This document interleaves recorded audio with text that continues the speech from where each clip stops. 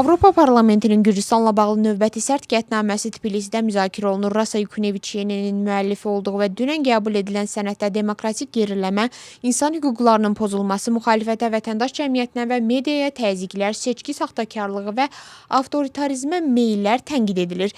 Qətnamədə bəzi qanunların ləğvi, siyasi məhbus hesab edilən şəxslərin azad olunması, hakimiyyət nümayəndələrinə qarşı viza və maliyyə sanksiyalarının tətbiqi, həmçinin İmedi Post TV və Rustavi Ori telekanallarına qarşı məhdudiyyətlərin nəzərdən keçirilməsi tələb olunur.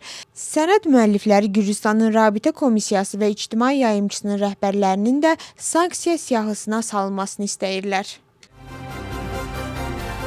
White Milli Hərəkat Partiyasında qarşıdurma davam edir. Partiyanın sədri Tina Bokuçava Mikhail Saakashvilinin sədr vəzifəsini Nanuka Jorjoliyani təklif etməsini impulsiv və ardıcıl olmayan qərar adlandırıb. Onun bu açıqlaması partiya daxilində də bir mənalı qarşılanmayıb. Saakashvili sözü gedən qərarı rəsmi şəkildə təsdiqləyib. Nanuka Jorjoliyani isə özünü partiyada böhran meneceri kimi gördüyünü və gənclərlə birlikdə partiyanı idarə etməyə hazır olduğunu bildirib. Məsələ siyasi dairələrdə də müzakirə olunur. Sabotaj işi üzrə təqsirləndirilən 8 siyasətçinin məhkəmə prosesi davam edir. İclasda ittiham tərəfinin təqdim etdiyi 7 şahid, o cümlədən partiya ofislərində axtarış aparan müstəntiqlər dindirilib. Təqsirləndirilən siyasətçilərin bir qismi prosesdə iştirak edir. Müdafiə tərəfi Eleni Xoşdaryanın səhhətinin pisləşdiyini bildirərək onun azadlığa buraxılmasını tələb edib. Baş prokurorluq Mikhail Saakashvili, Georgi Vaşadze, Nika Gvaramya, Nika Melya, Zurab Girçi Caparidze, Eleni Xoşdarya, Mamuka Xazaradze və Badri Caparidzeyə qarşı cinayət təqibi başladıb.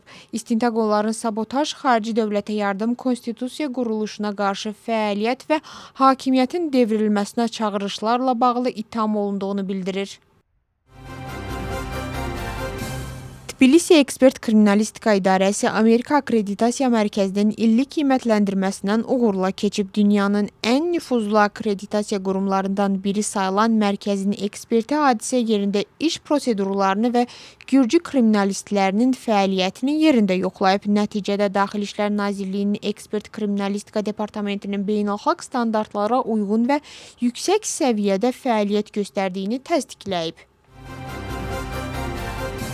ABŞ və İran prezidentləri qarşılıqlı anlaşma memorandumu imzalayıblar. Donald Trump sənədə Versal sarayında keçirilən şam yeməyi zamanı imza atıb.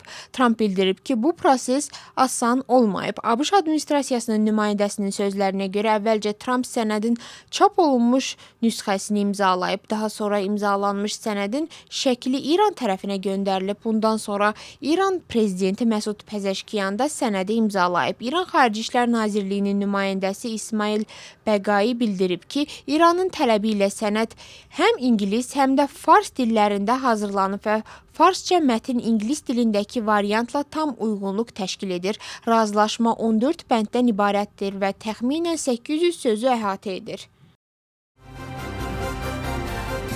Pakistanın baş naziri Şahbaz Şərif bildirib ki, memorandum dərhal qüvvəyə minir. Onun sözlərinə görə ilk mərhələdə İran Hörmüz boğazını açacaq, ABŞ isə dəniz blokadasını aradan qaldıracaq.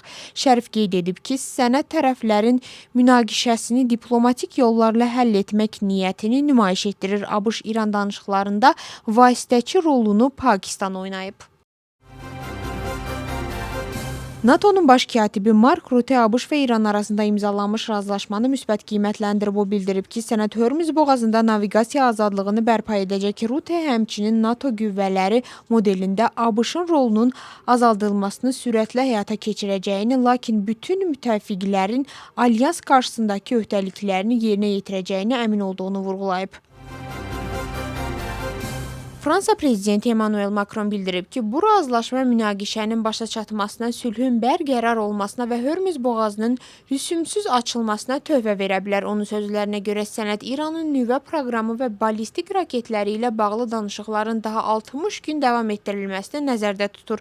Macron əlavə edib ki, Hörmüz boğazının açılması dünya bazarında neft və qaz qiymətlərinin azalmasına səbəb ola bilər. Meşədə davranış qaydalarına əməl et adlı məlumatlandırıcı bannerlər QR kodlarla birlikdə dövlət meşələrinin 350 nöqtəsində yerləşdiriləcək. Bannerlər əsasən yanğın riski yüksək olan və turistlərin daha çox üz tutduğu ərazilərdə quraşdırılacaq. Ziyarətçilər QR kod vasitəsilə meşədə təhlükəsizlik qaydaları, piknik və tonqal qadağaları barədə məlumat əldə edə biləcəklər.